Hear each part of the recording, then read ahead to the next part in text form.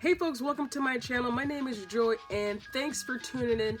Today I'm going to be talking about, I get the question a lot, what should I include on my college admissions resume? So I'm going to go over what I think you should put on your college admissions resume to be successful. It's not just your name and address. Crazy enough, it's much more than that. So I'm going to be talking about that today. But before I get started, go ahead and subscribe to the channel if you're new. And if you appreciate the content, like the video. Plus, if you have any questions that you'd like me to answer, go ahead and leave a comment below and I will try to get to your questions. I try to leave no question unanswered. So no matter how crazy you think it is, I can probably, if I don't know the answer, find you the answer. So leave a comment below and I will get to those. All right, again, today we're talking about what should you include on your college admissions resume. While not every college application requires you to submit a resume, at least for undergrad and like definitely for grad school, you're gonna have to submit a resume. So look forward to that. But most undergrad programs don't require a resume, but some do. So if you're in that situation where you need to submit a resume, I'm gonna talk about what you should include. So the first thing you see at the top, of course, after your name and address is, I think every resume should have an objective. And for a high school student, especially if you're going into something like a direct admission program, it'll be something like this. And this is me speaking from first person. So I would have a quote, motivated leader, interested in pursuing a career in medicine, dedicated to learning about the biological sciences and earning a undergraduate degree in biology. So that's a basic objective that I would put on my college admissions resume. It says who you are, you're a motivated student leader, what you're hoping to accomplish, a career in medicine, and then what your immediate objective is. You're applying to colleges to pursue a degree in biology in pursuit of, a career in medicine later. And so after that, I would have a section of high school academics, and that would include your GPA, your standardized test scores, the best score, and then any, I would say, college coursework that you're taking. You don't need to include your typical high school coursework because, of course, that'll be on your transcript.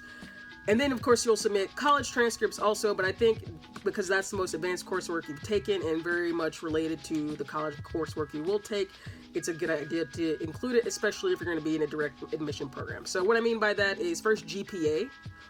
In the academic section, only if it's good. Don't include like a 2.7 if the average for the college you're applying to is a 3.5. But if you have at least the average GPA or above, definitely include your GPA. If you don't, I recommend leaving it off. No reason to draw attention to a not so great part of your application. So after your GPA, include your test scores. Same situation. If they're average or above for the admitted students, then I would say for sure include it on the resume. But if not, probably leave it off. Especially if you got the perfect scores, include that, and only your best score, your most recent best score. And then after that, I said college coursework. So if you've taken, your core classes, sciences at the local community college through either Running Start or college in the high school, something like that, include that again, especially if you're hoping to pursue some kind of STEM major. You want to include the STEM college coursework you've taken. If you're going to an art school and you've taken fine arts at the college level, world language, definitely include all that stuff because it shows, again, that you've done college coursework. And it's just the kind of education you want to include on a resume. So after that academic section, I would include any paid work, so kind of a employment section, paid work, internships, unpaid work, anything that you did where it was a job, whether it was paid or unpaid. If you were going to a job, include it. And then I would also include how many hours you worked and definitely the duration. So after that, go next with extracurricular activities, and I would focus on not listing 10, but what are the top 5? What are the top 5 that you have? Same as you would put on like the Coalition app or the Common app. What are your top 5 to 8? How many years have you done it? So the duration, because duration is much more important than how many.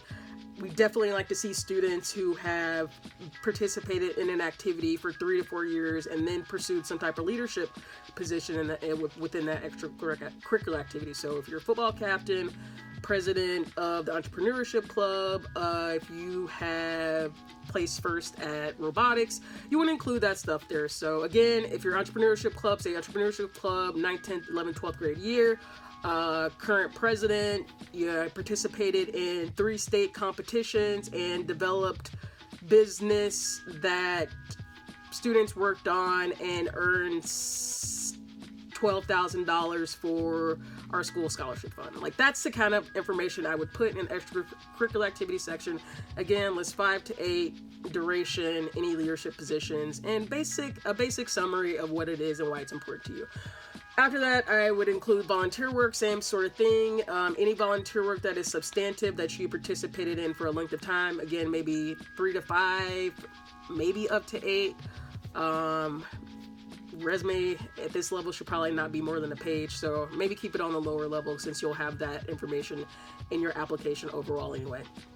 But yeah, so a volunteer work, if it's tutoring after school, organizing an event for a nonprofit or your religious organization, church, synagogue, mosque, include that information, because every college darn near wants to see students who not only are pursuing their academic interests and their career-related interests, but are also a part of their community, and often that you demonstrate your willingness to help build your community through volunteer work. So definitely include that. And then the last thing I would definitely put on there is academic achievements, dean's list, honor roll. Again, if you've placed at an academic competition like Science Olympiad, Math Olympiad, even school-related competitions, so DECA, all those things would go into academic-related accomplishments, honors, and awards. So include that. Again, resume probably shouldn't be more than a page, but have your objective, your academics, your work, your extracurricular activities, volunteer work, and then honors and awards. And I would say the last thing is, like any good resume, your college admissions resume should be targeted. So again, your objective should mention that you're in pursuit of applying to college, in pursuit of undergraduate degree. That's why you're completing this resume. And if you're going to direct admission, whether that's an arts program, business school, nursing school, computer science, of course, your most prolific activities or what you're interested in most, you should highlight the business side of that or the nursing side of that, for example. So if you're going direct admit into a business school, you're applying for direct admission to a business school, you definitely want to include your business-related extracurricular activities. So if you're in the entrepreneurship club, again, include that. Your objective should somehow relate to your interest in business or business ethics or management, consulting, all those things. So again, it's not a one-size-fits-all kind of thing. Targeted resumes are the best resumes. So once you have all your information, think about what your resume says about you. Does it say that you're interested in a STEM career?